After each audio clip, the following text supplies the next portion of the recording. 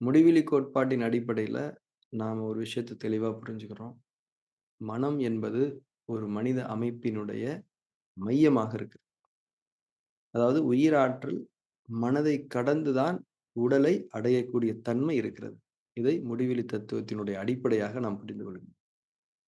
இப்ப உடல பொறுத்தவரைக்கும் அதுக்கு ஒண்ணே ஒண்ணு தான் தேவை. உயிராற்றல். உடல் என்பது ஒரு மெக்கானிக்கல் செட்டப்.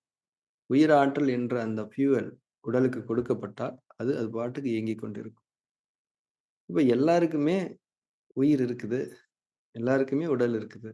ஆனா, எல்லாருக்குமே ஒரே விதமான ஆரோக்கிய நிலைப்பாடு இருக்குதான்னா, இல்ல தான்.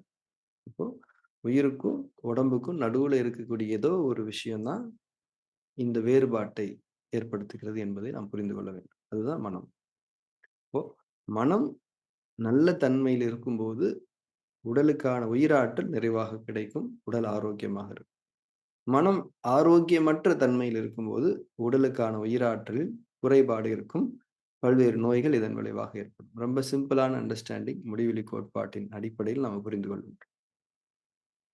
இப்போ இந்த ஆரோக்கியமான மனம்னா என்ன? ஆரோக்கியமற்ற மனம்னா என்ன?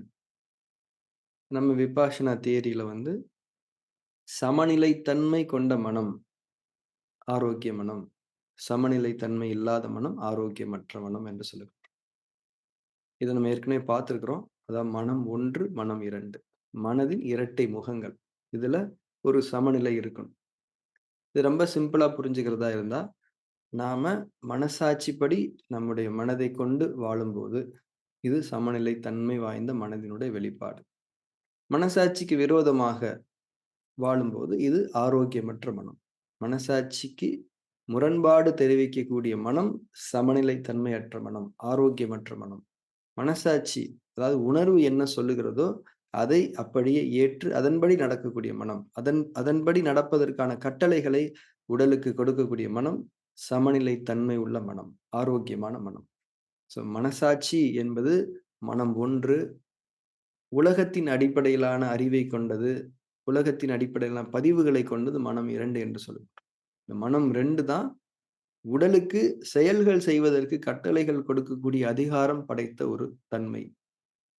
இந்த மனம் 2 என்ன பண்ணலாம்?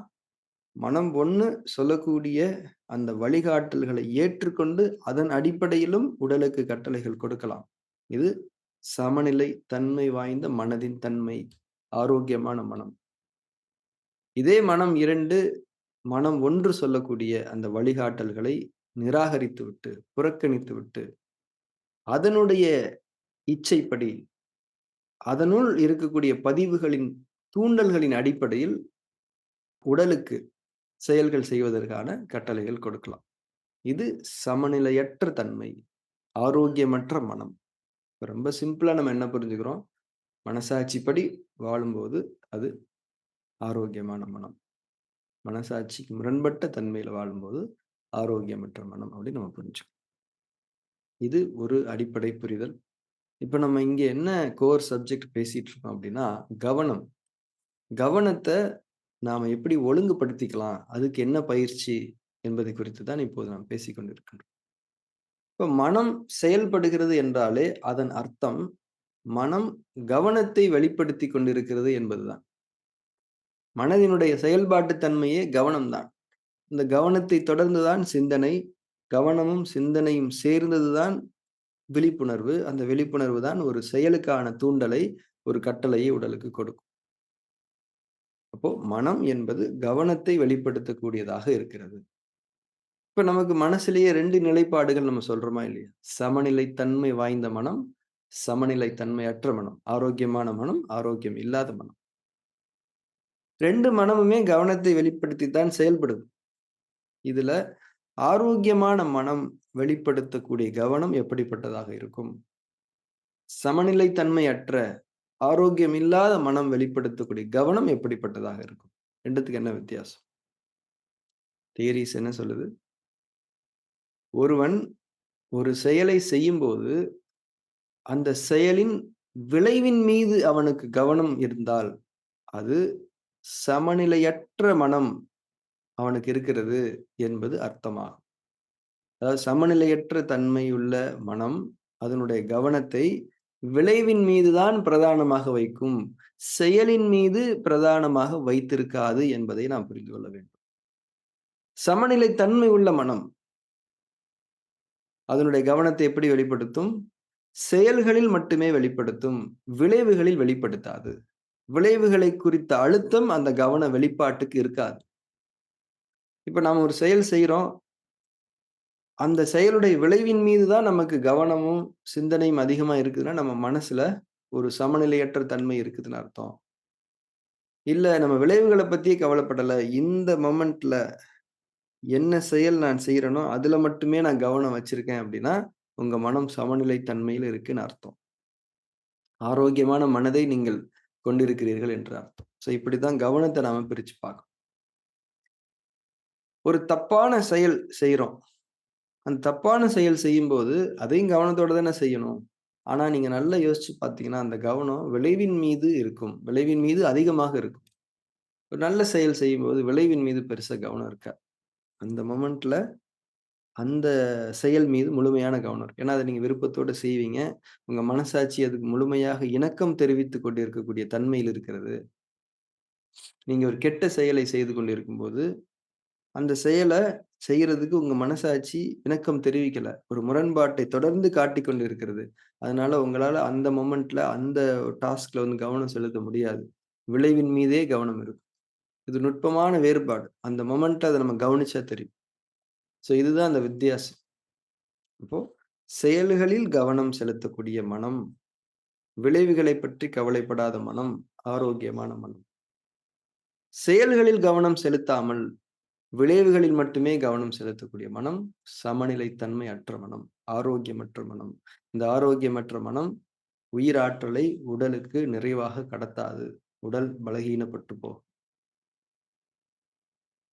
இப்போ ரொம்ப ஈஸியா இந்த தியரீஸ நம்ம புரிஞ்சுக்கலாம். கடமையை செய், பலனை எதிர்பார்க்காதே. இது என்ன மனம்? என்ன மனதினுடைய வெளிப்பாடாக இது இருக்க முடியும்? கிருஷ்ண பரமாத்மா சொல்லக்கூடிய அட்வைஸ் இதுதானே. கடமையை செய், பலனை எதிர்பார்க்காதே. அப்ப அவரு வந்து என்ன நல்ல அட்வைஸ் தானே சொல்ல முடியும். அப்போ இந்த மொமெண்ட்ல கவனம் வச்சுக்கோ. இப்ப யாரால அந்த மொமெண்ட்ல கவனம் வைக்க முடியும்? மனசாட்சியினுடைய உணர்வுகளுக்கு இணக்கம் கொண்டு இந்த மனம் 2 அதாவது உலகத்தின் அடிப்படையிலான பதிவுகளை செயல்படுத்தக்கூடிய மனம் தான் ஆரோக்கியமானது. அந்த மனதைக் கொண்டுதான் கடமையில் கவனம் வைத்து செயல்களின் மீதான பற்றிலிருந்து விடுபட முடியும். இதுக்கு உதவக்கூடிய இந்த பிராக்டிஸ் தான் நம்ம ஃபார்ம் 2 அப்படின்னு சொல்றோம். ஃபார்ம் 2 வந்து ஒரு மெக்கானிக்கல் ஃபார்ம். இத நம்ம பிராக்டிஸ் பண்ண என்ன ஆகும்னா, இந்த விளைவுகளின் மீது கவனம் செலுத்தக்கூடிய இந்த பழக்கமே நம்மள விட்டு போயிடும். திட்டமிடலே போயிடும். திட்டமிடல் என்பது நம்முடைய சக்தியை விரயமாக்கும் என்று சொல்லுகின்றோம். இப்போ திட்டமிடலே வேண்டாம். திட்டமிடலே தேவையில்ல. ஏன்னா எல்லாமே சரியா நடக்கும். ஏன்னா, நீங்க இங்க செயல்ல கவனம் வைக்கிறீங்க தானே. சரியா? அதனால இந்த ஃபார்ம் 2 பிராக்டிஸ் பண்ணும்போது ரொம்ப கவனமா நம்ம பண்ணணும். ஃபார்ம் 2 உடைய நோக்கமே நம்முடைய கவனத்தை சீராக்கிக் கொள்ளுது. நம்முடைய கவனத்தை வலிமைப்படுத்திக் கொள்ளும். எல்லாருக்குமே கவனம் இருக்கு. ஆனா அந்த கவனம் செயல்ல இருக்குதா? விளைவுல இருக்கு. அழுத்தத்தோட இருக்குதா? அழுத்தமில்லாத லேசான கவனமா இருக்கு. இதுதான் வித்தியாசம். முக்கியமா வந்து ஸ்டூடண்ட்ஸ்க்கு வந்து இந்த ஃபார்ம் 2 பிராக்டிஸ் வந்து ரொம்ப முக்கியமானது. அஃப்கோர்ஸ் எல்லாருக்குமே முக்கியமானது தான். பட் ஸ்டூடண்ட்ஸ்க்கு ஒரு விஷயத்த கத்துக்கிறவங்களுக்கு ரொம்ப முக்கியமா அது பயன்படும். ஒவ்வொரு முறையுமே நாம பிராக்டிஸ் பண்ணும்போது, இந்த ஃபார்ம் 2 வந்து இன்க்ளூட் பண்ணிக்கணும். எப்படி இன்க்ளூட் பண்ணணும்னா, நம்ம இப்ப தியானத்த தொடங்குறோம். கண்கள மூடுறோம். புற சூழல்லேருந்து அக சூழலுக்குள்ள வர்றோம். அதிஷ்டானால உடல நிலைப்படுத்துறோம். இறுக்கங்கள் இல்லாம முழுமையான தளர்வோடு, எந்த அசைவும் இல்லாம உடம்ப உறுதியான தன்மையில நிலைநிறுத்துறோம். இது தியானத்துக்கான பிசிக்கல் மோட்டிவேஷன் இது. இது 2வது நிலை. 3வது மூச்சின் மீது கவனம் வைக்கின்றோம். கவனத்தோடு சேர்த்து உணர்வு கொள்ளுகின்றோம். மூச்சு நமக்கு தரப்படுகிறது. நாம் பெற்றுக்கொள்ளுகின்றோம். இறைவன் புறத்திலிருந்து மூச்சு நமக்கு தரப்படுகிறது. அதுவும் ஒவ்வொரு இந்த மூச்சில் இருக்கக்கூடிய கருவும் நமக்காக பிரத்தியேகமாக படைக்கப்பட்டு நமக்கு தரப்பட்டுக் கொண்டிருக்கிறது நம்முடைய படைப்பாளனால் என்ற அந்த உணர்வோடு அந்த மூச்சின் மீது கவனம் வைக்கும். மூச்சின் மீது வெறும் கவனம் என்பது நமக்கு உதவாது. அந்த கவனத்தோடு சேர்ந்து உணர்வு கொள்ள வேண்டும். அப்போ அந்த டிவைன் சென்ஸ் பிரீத்திங்ன்னு இதுதான் நம்ம சொல்றோம். இறை உணர் சுவாசம். அப்போ இந்த இறை உணர் சுவாசத்துல அப்படியே நம்ம இருந்துட்டு இருக்கிறது தான் இந்த ஃபார்ம் 2வ வந்து அ மெடிடேஷன் சீக்வென்ஸ்ல இன்க்ளூட் பண்றது ஆகும். அது நான் கைட் பண்றேன் உங்களுக்கு. ஏன்னா இது ஒரு கைடட் மெடிடேஷனா தான் இருக்க முடியும். கொஞ்ச நாளைக்கு. ஒன்ஸ் நமக்கு பிராக்டிஸ் வந்துருச்சு அப்படிங்கிற பட்சத்தில நம்ம அத செய்ய ஆரம்பிச்சிடலாம். ஸோ இப்போ நம்ம தியான செயல்முறைய நம்ம தொடங்கலாம்.